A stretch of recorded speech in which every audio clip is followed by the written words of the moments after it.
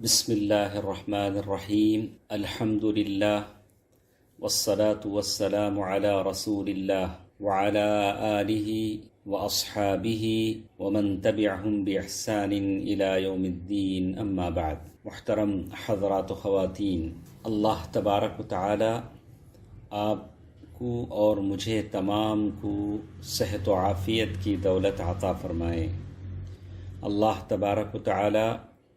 دنیا کی مصیبتوں آزمائشوں سے ہمیں بچائے رکھے اور جب مبتلا کر دے تو ثبات قدمی عطا فرمائے۔ اللہ تبارک و تعالی ہم تمام کی حفاظت فرمائے، آمین۔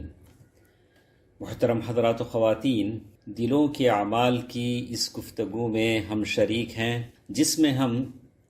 یقین کے تعلق سے کچھ باتیں کل کے درس میں ہم نے سنا کہ یقین 3 طرح کا ہوتا ہے۔ ایک علم الیقین، عین الیقین، حق الیقین، یہ 3 باتیں ہم نے کل کے درس میں سنا۔ اور ایک بات ہمارے ساتھ تھی، ابن عباس رضی اللہ تعالی عنہ فرماتے ہیں، اللہ کے نبی صلی اللہ علیہ وسلم نے فرمایا، لیس الخبر کالمعاینہ، آدمی جو کچھ کانوں سے سنتا ہے، جو کچھ اسے خبر دی جاتی ہے، اس میں اتنا یقین نہیں ہوتا جتنا آدمی اپنے آنکھوں سے دیکھ لیتا ہے۔ جیسے اللہ تبارک و تعالیٰ نے موسیٰ علیہ السلام کو بتلایا کہ آپ جب میرے پاس آئے ہیں وحی لینے کے لیے، تو وہاں آپ کی قوم نے آپ کے غائب ہونے کے بعد، آپ کے یہاں آ جانے کے بعد، آپ کی قوم نے بچھڑے کو معبود بنا لیا۔ بتایا کہ آپ کی قوم شرک میں مبتلا ہو چکی ہے، بچھڑے کو اس نے خدا بنا لیا ہے، معبود بنا لیا ہے۔ تو موسیٰ علیہ السلام اتنا غصہ نہیں ہوئے، انہوں نے اپنے ہاتھوں میں جو تختیاں پکڑی تھیں اٹھا کر نیچے نہیں پھینک دیا، لیکن جب موسیٰ علیہ السلام واپس اپنی قوم کے پاس آئے اور جو کچھ قوم کر رہی ہے اپنے آنکھوں سے دیکھ لیا، تو کیا کیا؟ القل الواح، اور ان تختیوں کو اٹھا کر نیچے پھینک دیا، فانکسرت، اور وہ ٹوٹ گئیں۔ جیسے کہتے ہیں، اس حدیث کو امام احمد نے روایت کیا ہے اور ابن حبان نے اس کو صحیح بتایا ہے، اور حاکم نے، ذہبی نے، اور شیخ احمد شاکر نے، اور پھر شیخ البانی نے صحیح الموارد میں اس کو روایت کیا ہے، اور حافظ ابن حجر رحمہ اللہ نے اس کو حسن بتایا ہے۔ تو معلوم یہ ہوتا ہے کہ آنکھوں سے دیکھنے کی بات الگ ہوتی ہے، کانوں سے سنی ہوئی چیز کی بات الگ ہوتی ہے،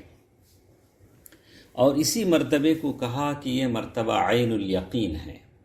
ابراہیم علیہ السلام نے اسی بات کی خواہش اللہ تبارک و تعالیٰ سے کی تھی، کہا رب ارنی کیف تحیی الموتى، اے میرے رب مجھے بتائیے کہ آپ میتوں کو کیسے زندہ کرتے ہیں، مردوں کو کیسے زندہ کرتے ہیں۔ سورۃ البقرہ آیت نمبر 260۔ ابراہیم علیہ السلام جو بالکل کامل الایمان تھے، ان کا ایمان بالکل کامل تھا، یقین راسخ تھا، دل میں یقین گڑا ہوا تھا، آپ کے پاس کوئی شک، کوئی ڈاؤٹ، کوئی اشتباہ، ایسا کوئی بات نہیں تھی۔ لیکن ابراہیم علیہ السلام نے چاہا کہ یقین کی ایک مرتبے سے دوسری مرتبے کی طرف منتقل ہو جائیں، علم الیقین سے عین الیقین کی طرف۔ ان کو تو یقین ہے، اللہ تبارک و تعالیٰ نے جو باتیں کہیں ان کو یقین ہے، لیکن وہ چاہتے تھے کہ علم الیقین سے عین الیقین کی طرف منتقل ہو جائیں اور اپنی آنکھوں سے ان چیزوں کو دیکھ لیں۔ اور اسی بات کو اللہ کے نبی صلی اللہ علیہ وسلم نے اور کہا کہ نام دیا کہ یہ، انہوں نے کہا کہ شک، یعنی شک اس بات کا کہ جو کچھ وہ سن رہے ہیں وہ اپنے آنکھوں سے دیکھ لیں، اور ان دونوں کے درمیان جو مسافت ہے، دوری ہے، اس کو انہوں نے شک سے تعبیر کیا۔ جیسے اللہ کے نبی صلی اللہ علیہ وسلم نے فرمایا، نحن احق بالشک من ابراہیم، اگر ابراہیم علیہ السلام کو اس طرح کا شک ہوتا ہے تو ہم اس سے زیادہ اس کے مستحق ہیں۔ وَأَمَّا الْمَرْتَبَةُ الثَّالِثَةُ، رہا تیسرا درجہ یقین کا، وہ حق الیقین ہے۔ اللہ اکبر، یعنی وہ بلند درجہ ہے جس میں آدمی بالکل اپنی آنکھوں سے چیز کو دیکھ لیتا ہے۔ جب جنتی جنت میں چلے جائیں گے اور جس جنت کی باتیں وہ سنتے تھے اس میں داخل ہو جائیں گے تو ان کو حق الیقین حاصل ہو جائے گا۔ اس کی مثال شیخ نے صفحہ نمبر 180 پر شیخ نے ایک مثال یہاں بیان کی، کہا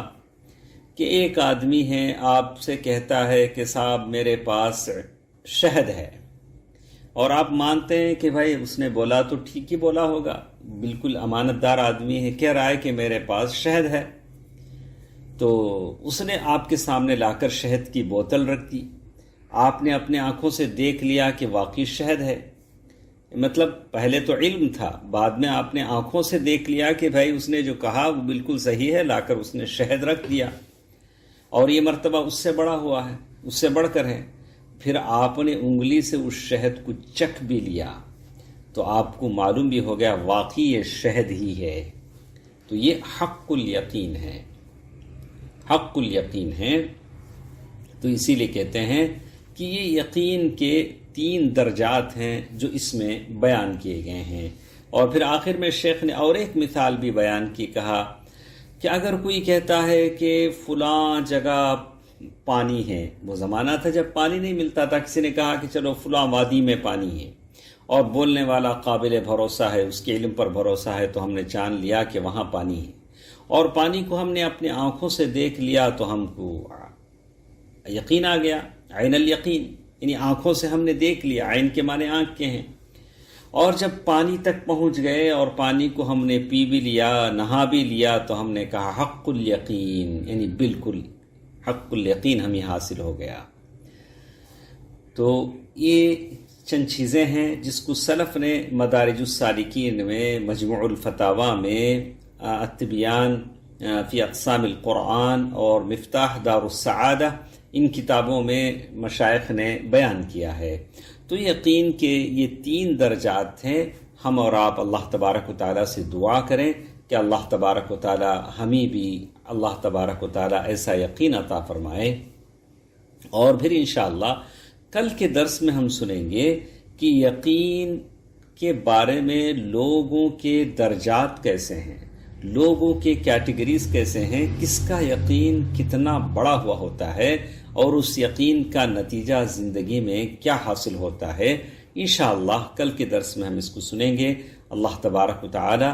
بہتر بات سننے اور عمل کرنے کی توفیق دے، آمین۔ السلام علیکم ورحمۃ اللہ وبرکاتہ۔